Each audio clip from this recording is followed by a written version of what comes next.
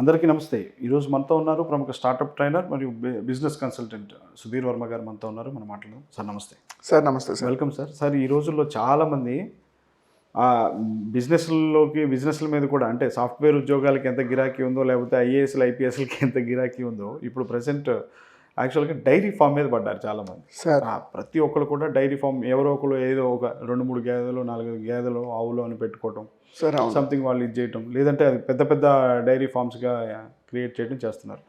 నిజంగా డైరీ ఫామ్లో అంటే ఈ మధ్య పాల ఉత్పత్తుల్లో కూడా పాల పౌడర్లు వస్తున్నాయి. నాణ్యమైనటువంటి పాలు దొరికే పరిస్థితి కూడా కనపడటం లేదు ఎక్కడ కూడా. సో ఇలాంటప్పుడు ఒకవేళ డైరీ బిజినెస్లోకి ఒక బిగినర్ రావాలి అని అనుకున్నా, ఎవరన్నా మంచి ఇన్వెస్ట్మెంట్ ఉండి రావాలి అని అనుకున్నా, అసలు ఆ ఇన్వెస్ట్మెంట్ చేసే వాళ్ళకి ముందు అసలు ఎలాంటి ఆలోచన తీరు ఉండాలి, వాళ్ళు ఎంచుకోవాల్సినటువంటి టెరిటరీ అనేటువంటిది ఎలా ఉండాలి, అట్ ద సేమ్ టైం అది బిగినర్ కాకుండా నిజంగా ఒక బాగా ఫిల్దీ రిచ్గా ఉండి, లేకపోతే మంచి ఆర్థికంగా పరిపుష్టి ఉండి కూడా ఒకవేళ చేయాలనుకున్న వాళ్ళైనా కానీ, ఎవరైనా కానీ ఈ బిజినెస్ చేయాలనుకుంటే ఎంతవరకు ఇప్పుడున్న పరిస్థితుల్లో శ్రేయస్కరం అంటారు, వాళ్ళకు ఉండాల్సినటువంటి ప్రాథమిక లక్షణాలు ఏంటి? Very good sir. అయితే బిఫోర్ దట్ నేను మీకు ఒక క్వశ్చన్ అడుగుతాను.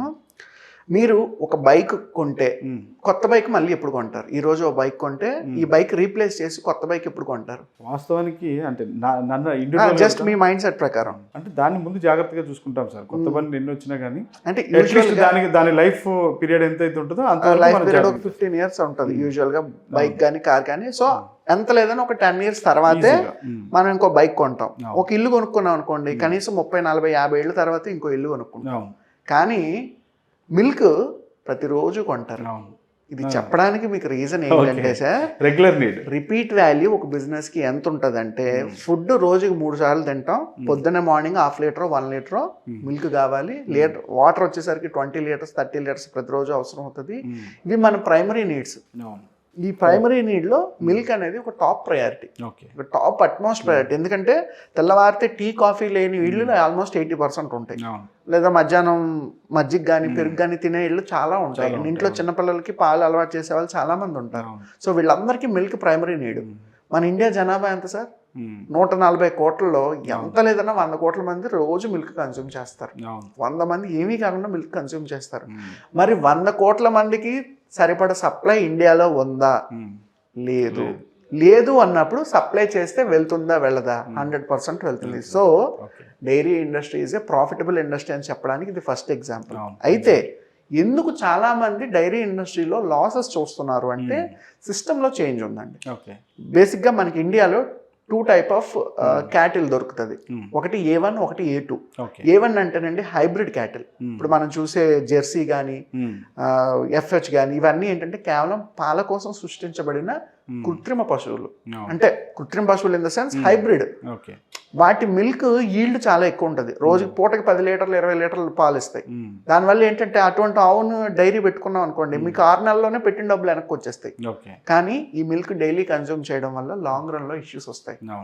మనం ఇన్బిల్ట్ లోనే చిన్న పొల్యూషన్ ఉంటుంది దానికి. లాంగ్ రన్ లో మిల్క్ కన్జ్యూమ్ చేయడం వల్ల మనకి ఇష్యూస్ వస్తాయి. అండ్ ప్యాకెట్ మిల్క్ అవునో కాదో కూడా చాలా మందికి తెలియదు. అది పాల పొడి కూడా కాదేమో అని నేను అనుకుంటా. కొత్త కెమికల్స్ ఇంకా కలుపుతున్నారు అందులో. ఇప్పుడు మూడోది A2 డైరీ సార్. అంటే మన దేశీవాళి ఆవులు కానీ గేదెలు కానీ ఉంటాయి. ఈ పొంగనూరు కానీ నాటావులు కానీ ముర్రా గేదెలు కానీ, లేదంటే ఈ గిర్ర ఆవులు కానీ పంజాబ్ హర్యానాలో దొరుకుతాయి, లేదంటే కర్ణాటకలో దొరుకుతాయి కొన్ని రకాల ఆవులు ఎడ్లు కానీ. ఇవన్నీ మన దేశీవాళి.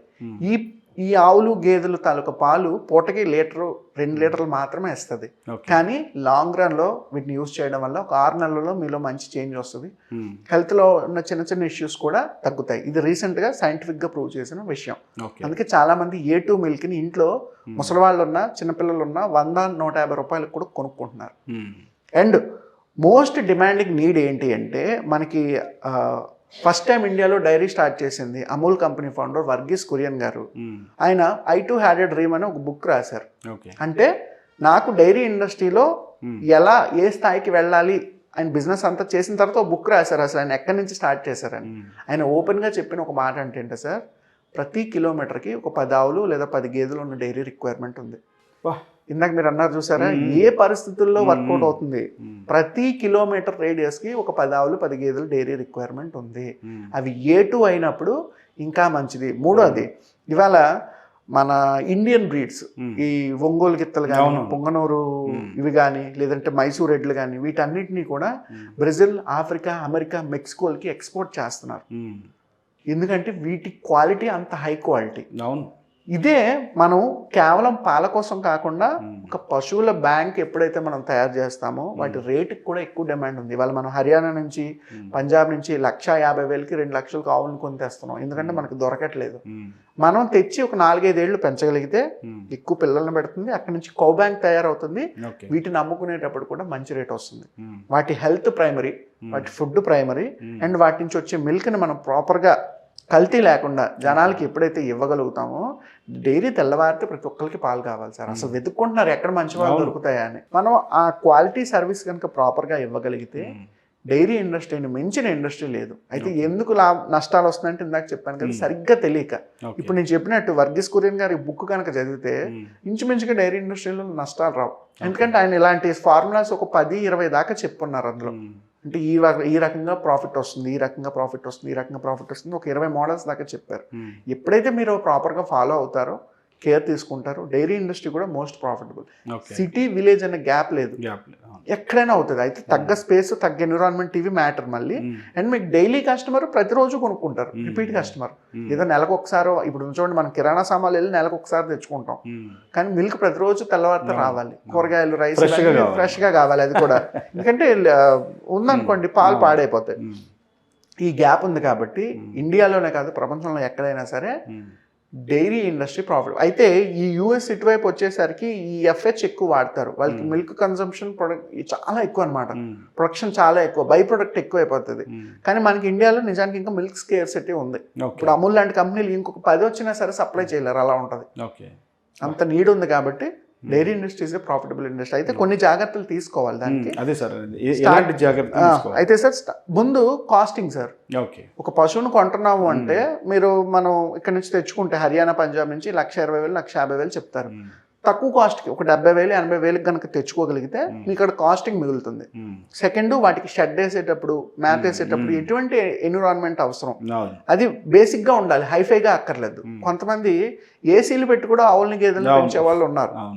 వాళ్ళ నీడ్ డిమాండ్ని బట్టి అంత హైఫైకి వెళ్లకుండా వాటికి బేసిక్ నీడ్ ఏంటో అది చూసుకోవాలి. 3, రెగ్యులర్గా వాటి హెల్త్ని జాగ్రత్తగా కేర్ తీసుకున్నప్పుడు అది కూడా మంచి ప్రాఫిటబుల్గా ఉంటుంది. ఈ 3 ప్రికాషన్స్ తీసుకొని క్వాలిటీ కస్టమర్కి ఎప్పుడైతే రైట్ టైం ఇవ్వగలుగుతారో, మీరు 100 కాదు 200 కూడా పెట్టుకునే వాళ్ళు ఉన్నారు. A2 మిల్క్ A1 అయితే 50-60 రూపీసే, కానీ A2 100 నుంచి 200 దాకా పెట్టే వాళ్ళు ఉన్నారు. ఎందుకంటే అవి వాడడం మొదలు పెడితే 3 నెలలు 4 నెలల్లో ఒంట్లో ఉన్న చిన్న చిన్న జబ్బులు చేంజ్ అవుతూ వస్తాయి ఆటోమేటిక్గా.